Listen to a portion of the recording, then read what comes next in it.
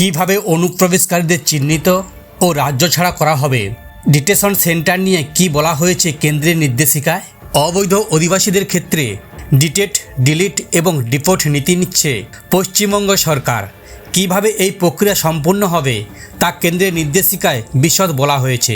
রাজ্যে অবৈধ অনুপ্রবেশকারীদের চিহ্নিত করে নিজ নিজ দেশে ফেরত পাঠানোর প্রক্রিয়া শুরু করে দিয়েছে বিজেপি সরকার।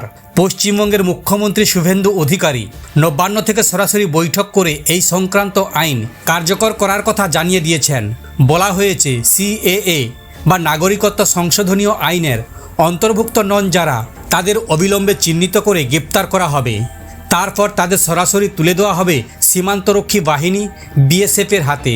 বিএসএফ তাদের নিজ নিজ দেশে ফেরত পাঠানোর কাজ করবে।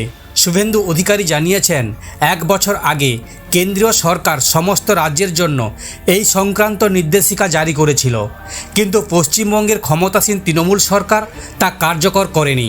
অবৈধ অধিবাসীদের ক্ষেত্রে ডিটেট অর্থাৎ চিহ্নিত করা, ডিলিট অর্থাৎ মুছে দেওয়া এবং ডিপোর্ট ফেরত পাঠানো, এই নীতি নিচ্ছে পশ্চিমবঙ্গ সরকার। কিভাবে এই প্রক্রিয়া সম্পূর্ণ হবে তা কেন্দ্রের নির্দেশিকায় বিশদ বলা হয়েছে। এর জন্য রাজ্য প্রশাসন এবং কেন্দ্রীয় নিরাপত্তা বাহিনীর যৌথ সহযোগিতার প্রয়োজন। কেন্দ্রীয় স্বরাষ্ট্র মন্ত্রক জানিয়ে দিয়েছে, ভারত নীতিগতভাবে যে কোনো অবৈধ অনুপ্রবেশকারী কিংবা নির্ধারিত সময় পেরিয়ে যাওয়ার পরেও অন্য দেশে থেকে যাওয়ার ঘোর বিরোধী।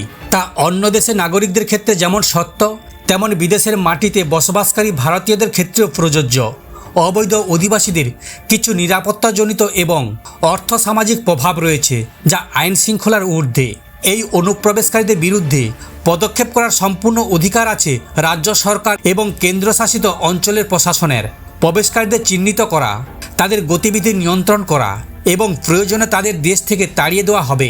এই কাজের জন্য কেন্দ্রীয় সরকারের আলাদা করে পুলিশ বাহিনী নেই বলে রাজ্য এবং কেন্দ্রশাসিত অঞ্চলের পুলিশের হাতে সমস্ত ক্ষমতা দেওয়া রয়েছে।